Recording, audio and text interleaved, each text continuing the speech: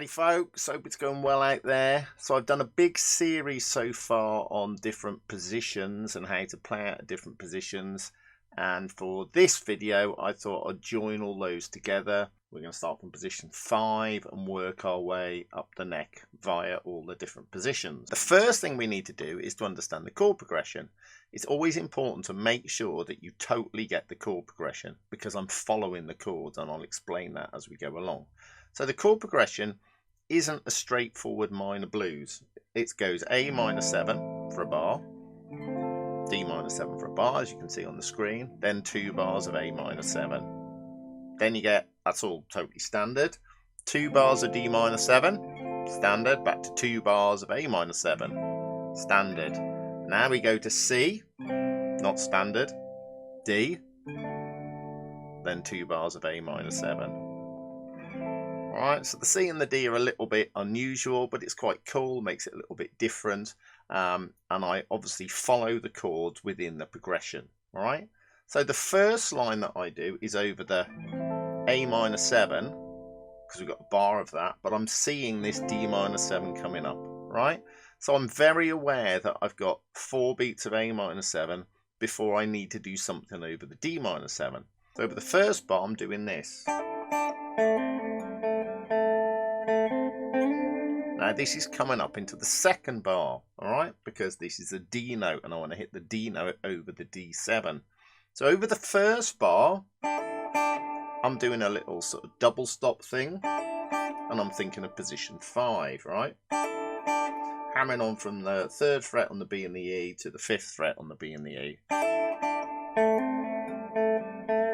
Right, and then I'm just going up onto the G and the D strings, again in position 5, yeah? Now why does that work?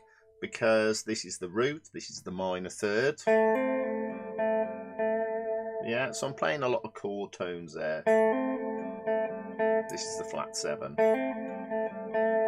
And then I'm kind of seeing in my head this D note. And this D note saying to me, go there, because the D chord's there. Yeah, so I'm doing a little slide into that to follow the D chord. Then after that, I do this.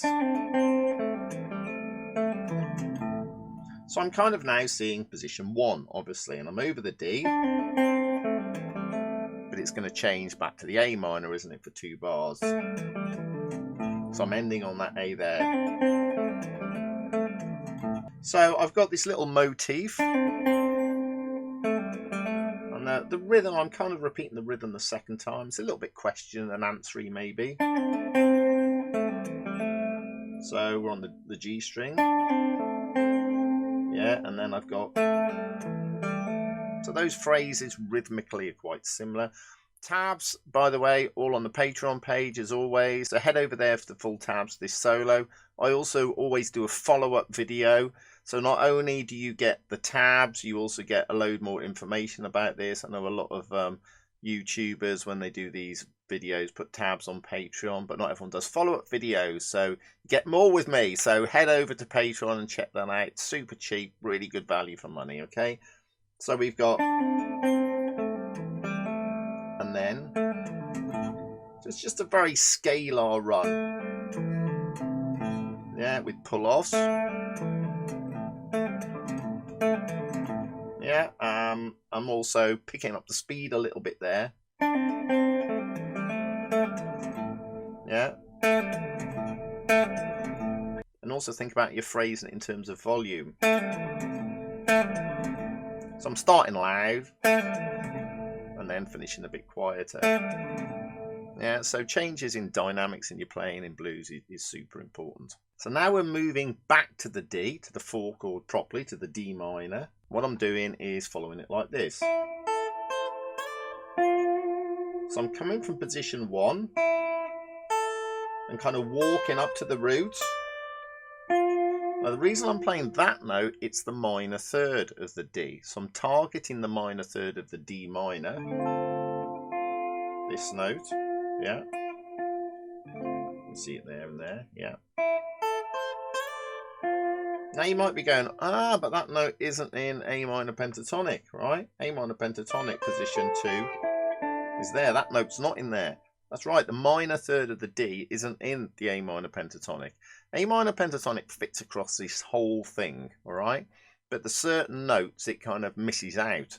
So what I'm doing is I'm targeting the minor third of the D to make my line sound more D minorish. Often you're in a blues, people don't do that, but it does make you sound more like the chord you're playing over.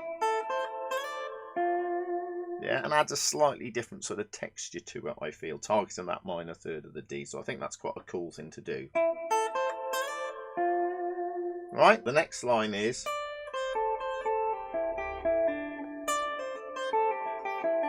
So what I'm doing here is I'm thinking just purely position 2. And really I'm just sequencing the notes. You know, I'm not going... I'm going... It's a bit reminiscent of the phrase we played in A, a bar back, whatever it was. Rhythmically, it's a bit similar. So I'm starting on the 10th here. Yeah.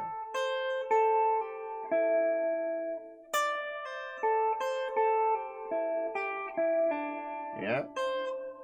So we've got... And where am I ending up? Oh, on the D again. Yeah. Starting on D. So I'm seeing like that my starting point, which in this case is the root, which is home. And I'm working down to the root, which is home, yeah? So I'm just going through an octave via the pentatonic scale in position 2, creating a little sequence to make it sound a little bit more interesting. Okay, so that's that part. Now for the next phrase, we're going back over the A. I've done lots of melodic stuff, so I want to do something a little bit edgy.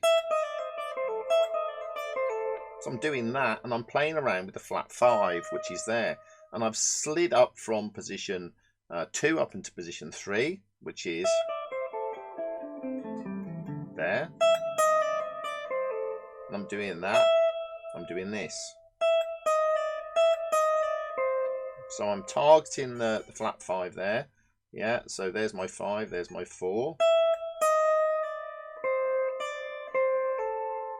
And I'm ending on the root again. Right, there's the minor third.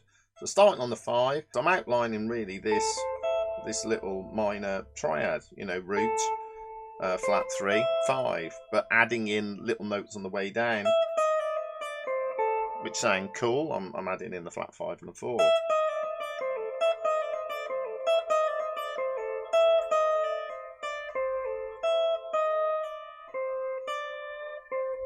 Yeah. It sounds a bit syncopated. It kind of like crosses over the beat a little bit, doesn't it?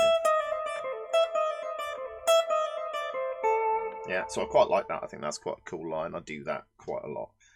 So after that, I'm now thinking about this C chord, because the C chord is coming up next. So what I'm doing over that is I'm in position 3.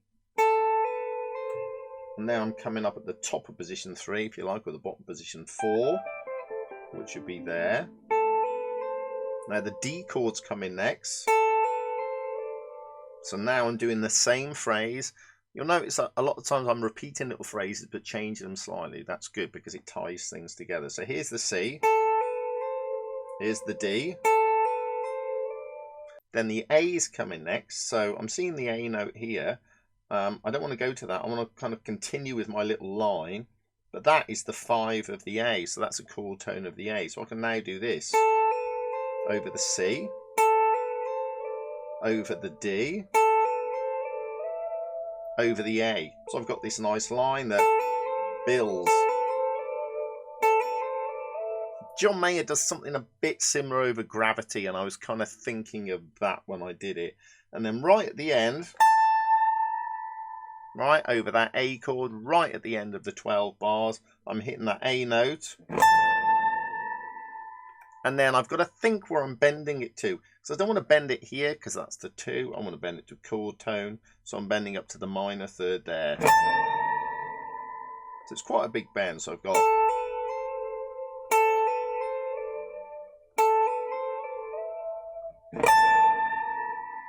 Yeah, maybe with a rake. And I'm not picking the whole thing. I'm not going... which sounds a bit dull to me, I'm just picking, hammering on sliding. Yeah, and those slides make it sound more interesting, a lot cooler, I think.